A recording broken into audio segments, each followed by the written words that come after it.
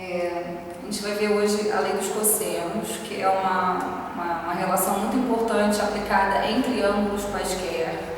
A gente tinha visto no outro vídeo as relações, razões trigonométricas no triângulo retângulo, só que as razões trigonométricas acabam ficando muito restritas a triângulos retângulos. Então, a gente tem a lei dos cossenos que é aplicável em qualquer triângulo. E isso vem facilitar muito, inclusive em algumas questões dentro da física, como por exemplo em força resultante. A gente vai até depois fazer um exercício aplicado. O que seria essa lei dos cossenos? Seria exatamente encontrar uma razão trigonométrica que seja aplicada em um triângulo não necessariamente retângulo, ou seja, um triângulo qualquer. Então eu vou desenhar aqui um triângulo qualquer de lados A, B e C. Não sei quais são os ângulos desse triângulo, visivelmente são 3 ângulos aparentemente agudos, e a gente vai calcular uma razão trigonométrica que envolva um desses ângulos. Então, por exemplo, esse ângulo aqui, vou chamar esse ângulo de θ. Eu sei que se eu traçar desse vértice aqui até aqui embaixo um segmento perpendicular, eu tracei na verdade a altura desse triângulo. Vou colocar os vértices aqui. Oposto ao lado A eu vou ter o vértice A, oposto ao lado B eu vou ter o vértice B e oposto ao lado C eu vou ter o vértice C. E a gente sabe, a altura vai dividir aqui esse lado A em 2 segmentos. Vou chamar esse carinha aqui de H. E esse segmento aqui BH eu vou chamar de X. E esse segmento aqui CH, ou HC, seria esse lado todo, que é A menos o X. Então, esse pedacinho é A menos X. E aí eu vou trabalhar agora, primeiro, só com esse triângulo pequenininho aqui, o ABH. E vou aplicar o Teorema de Pitágoras nele. Como que é o Teorema de Pitágoras? Eu olho esse triângulo retângulo, pego o lado oposto ao ângulo reto, que é a minha hipotenusa, que é o C, e faço Pitágoras. Então, C ao quadrado é igual a X ao quadrado mais H ao quadrado. Certo? Se eu isolar o meu H ao quadrado aqui, eu vou ter que H ao quadrado vai ser C ao quadrado menos X ao quadrado. E eu vou guardar essa informação. Eu vou aplicar agora o Teorema de Pitágoras no outro triângulo retângulo, que é o triângulo AHC. Nesse triângulo retângulo, quem é a minha hipotenusa? O ângulo reto aqui, hipotenusa é o lado B. Então ficaria B ao quadrado é igual a H ao quadrado mais A menos X ao quadrado. Eu já vou fazer uma substituição aqui. Por quê? Eu sei quanto que vale H ao quadrado em função de C e X. H ao quadrado é a mesma coisa que C ao quadrado menos X ao quadrado. Então, H ao quadrado vai ser C ao quadrado menos X ao quadrado. E eu vou desenvolver o produto notável, o quadrado de A menos X, que seria A ao quadrado menos 2AX mais X ao quadrado.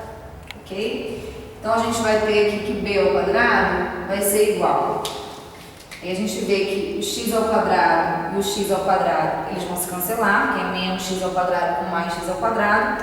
E aí vai ficar C ao quadrado mais A ao quadrado menos 2 vezes AX. Vou guardar agora essa equação. Já está quase ficando como eu quero. Uma última análise que a gente vai fazer é em relação agora ao ângulo θ, porque é ele que está importando aqui pra gente. Por exemplo, quem seria aqui o meu cosseno do θ? A gente viu na aula anterior que o cosseno de um ângulo, de dentro de um triângulo retângulo, é quem? É o cateto adjacente sobre a hipotenusa. Então, em relação ao ângulo θ, o cateto adjacente é X e a hipotenusa é o C. Então, eu sei aqui que o cosseno de θ é cateto adjacente X sobre C. Se eu multiplicar cruzado, eu vou ter que x é igual a C vezes cosseno θ. E aí eu posso voltar lá para a minha equação e vou substituir o x por C cosseno θ. E a gente já fica com a lei dos cossenos. B ao quadrado é igual ao quadrado mais C ao quadrado menos 2 vezes A, e ao invés de x eu coloco C cosseno θ. Essa aqui é a lei dos cossenos. Ou seja, você consegue relacionar os três lados do triângulo, né, A, B e C, e um cosseno de um ângulo qualquer, que não precisa ser o ângulo reto, e aí esse aqui vai ser aplicado em qualquer triângulo. Essas variáveis aqui, A, B e C, elas podem trocar de posição. Então é só você pensar o seguinte: se aqui na frente vier o A ao quadrado, você vai ter aqui o B ao quadrado, o C ao quadrado, e aqui é o produto das duas, ó, 2bc, cosseno θ. Se você tiver o C ao quadrado, você vai ter A ao quadrado, B ao quadrado, e aqui os dois AB, cosseno θ. Então, uma coisa também que é importante a gente levar em consideração é o seguinte: quando esse θ aqui for um ângulo obtuso, ou seja, né, com uma medida superior a 90 graus, prestem atenção que o cosseno desse ângulo vai ser negativo. E quando você substitui o cosseno desse ângulo aqui negativo, você vai ter menos com menos do cosseno, vai ficar mais. Ok? Só para a gente ter atenção na hora de efetuar os cálculos, levando em consideração o sinal do cosseno. Com isso, a gente vai vir aqui agora para a lei dos cossenos e a força resultante, que seria uma aplicação dessa lei dos cossenos dentro da física. Então, eu tenho uma questão aqui, né, uma questão clássica de força resultante, que eu tenho uma força F1 de 200 newtons, que faz 10 graus com o eixo Y. E uma força F2 de 300 newtons, que está fazendo um ângulo de 30 graus para baixo, né, seria menos 30, com o eixo X. E eu quero a força resultante entre esses dois vetores. Para a gente calcular a força resultante entre dois vetores utilizando a lei dos cossenos, a gente precisa utilizar a regra do paralelogramo. Como que é a regra do paralelogramo? Você vai reescrever esse vetor aqui embaixo. Então, eu vou fazer aqui, ó. Vou reescrever esse vetor aqui em cima. Não sei se está muito bonito, não, mas acho que dá para entender. E aí, a força resultante vai ser a diagonal desse paralelogramo. Então, eu tenho que calcular, na verdade, esse vetor aqui, que vai ser a minha força resultante. Como que a gente vai fazer isso? Então, vamos lá. Esse ângulo aqui vale 10 graus. Eu sei, né, que no plano cartesiano, os eixos coordenados são ortogonais, são perpendiculares. Então, eles fazem 90 graus. Logo, esse ângulo aqui, ele vale todo 80 graus. Certo? O ângulo entre os dois vetores, agora eu posso até esquecer esses 10 graus aqui, porque esse aqui não faz parte do ângulo entre os vetores. O ângulo entre os dois vetores, F1 e F2, é um ângulo de 110 graus. Certo? Como ele está formando o paralelogramo, os dois ângulos da base de um paralelogramo, eles são suplementares, ou seja, juntos eles têm que somar 180 graus. Então, se nesse pedaço aqui eu já tenho 110 graus, significa que nesse canto daqui eu vou ter 180 menos 110, então eu vou ter 70 graus. E aí eu posso trabalhar agora com esse triângulo aqui. Eu vou até reescrevê-lo aqui do lado. Eu tenho aqui, aqui e aqui minha força resultante. Esse aqui vai ser 70 graus. Esse pedaço aqui é o meu vetor F2, que vale 300. Esse pedaço aqui é o meu vetor F1, né, que foi projetado aqui na frente, que vai valer 200. E esse pedaço aqui é a diagonal do paralelogramo, que é a minha força resultante, que eu vou chamar de X. E aí a gente vai ter três lados de um triângulo qualquer e a informação de um dos ângulos. Então, nós podemos utilizar a lei dos cossenos. Como que vai ficar a aplicação da lei dos cossenos? Eu pego o lado que está oposto ao ângulo e elevo ao quadrado.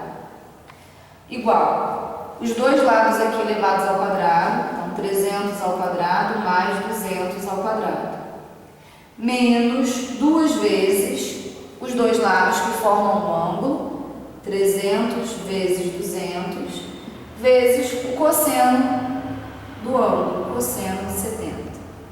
Então agora é só a questão de efetuar os cálculos. 300 ao quadrado dá 90.000, mais 40.000, menos 2 vezes 3, 6, 6 vezes 2, 12, 120.000, vezes o cosseno, aqui a calculadora, cosseno de 70, 0,34.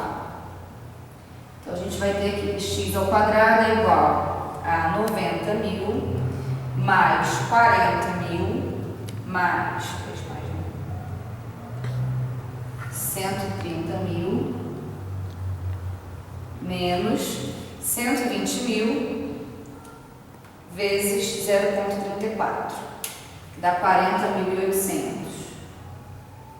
Então, x ao quadrado é igual a 89.200, logo x é a raiz quadrada disso.